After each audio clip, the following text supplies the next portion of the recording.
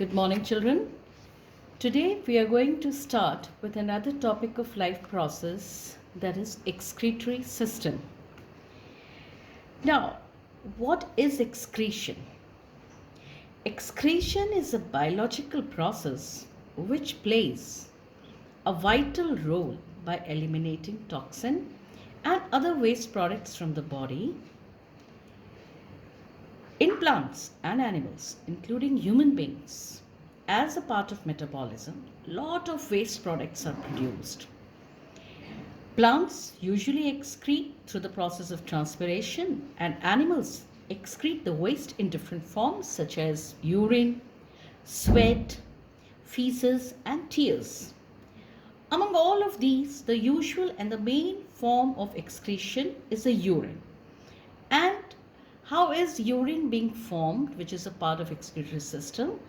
That is the kidney, the organ which is the pivotal role which plays in the functioning of excretory system is kidney. And what is the function of kidney? They filter the blood and remove all the toxic and nitrogenous waste in the form of urine. So here comes the definition. Excretory system is a passive biological system that removes excess unnecessary material from the body fluid of an organism so as to maintain internal homeostasis and prevent damage to the body of an organism. Now there is a word which has come, homeostasis. What do we mean by homeostasis? I'll clear here itself. If I say the definition of homeostasis is basically it is the ability or tendency of an organism to maintain the internal stability so as to compensate for the environmental changes. Example of this is that the human body keeps an average temperature of 98.6 degree, come what may, even in winters or in summer. This temperature is maintained. So this is the internal regulation of temperature. In the same way as the individual simply urinates and defecates the toxin and other nasty things from the blood, it restores the homeostasis to the human body. Healthy kidneys filter about half a cup of blood every minute and remove waste and extra water to make urine. Do you know, children, that it is recommended to consume more water, about 2 to 3 liters, which help in the proper functioning of our kidneys. For example, if I take during summers when there is extreme heat outside, we consume a lot of water. But if we urinate few times in summers than in winter, then the concentration of the urine is also more. The reason is that we lose lots of water from our body in summers through sweating. Thus, to maintain the fluid balance in the body, our kidney absorbs more water. We move on to the next slide. The system that excrete waste from the body. And the system is, this is the kidneys which are doing. The principal organ are the kidneys. Howsoever, the associated organs of the kidneys or the excretory system are kidneys, obviously the primary role, ureters, urethra and urinary bladder.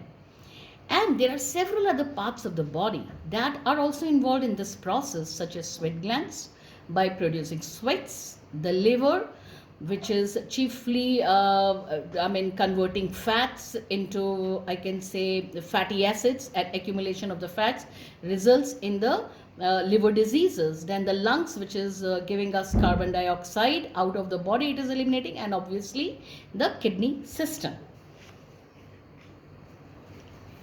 Why are kidneys important? Next important thing to note. Kidneys remove waste and extra fluid and maintain the healthy balance of water, salts and minerals. Some of the important minerals to mention here are sodium, calcium, phosphorus and potassium in our blood. Without this balance, nerves, muscles and other tissues will not be able to function in a normal way. They also produce hormones and they also control our BP, blood pressure. They make RBCs and keep our bones strong and healthy. Now we see this is a basic structure of excretory system. Here I come. Where are kidneys present in the body? Kidneys are present, or they are located in the abdomen on either side of the backbone, and it's a bean shaped structure. You can see here it's a bean shaped structure, red in color, and on top of it is present the adrenal glands. You can see these triangular mass like structure on top. These are the adrenal glands. What is the function of these glands? They produce hormone adrenaline, which regulates our metabolism, immune system, blood pressure, and also it is very importantly related to its response to the stress. Now, seeing this diagram, you can see that we have got two main arteries coming into this region. The one is the renal artery, which is in the red color, and the other is the inferior vena cava, which is just going parallel to the renal artery.